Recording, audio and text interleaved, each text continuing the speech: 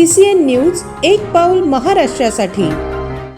बुलढाण्याच्या खामगाव तालुक्यात प्रामुख्याने हरिण, काळवीट, रानडुक्कर, नीलगाय या प्राण्यांचा मोठा वावर पाहायला मिळतोय।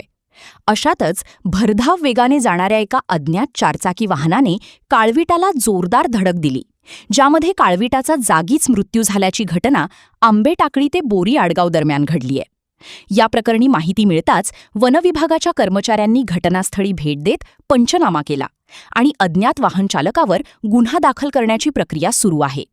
या परिसरामध्ये प्राण्यांचा वावर असल्याने वाहन चालकांनी भरधाव वाहन चालवू नये असे आवाहन वनविभागाकडून करण्यात येत आहे।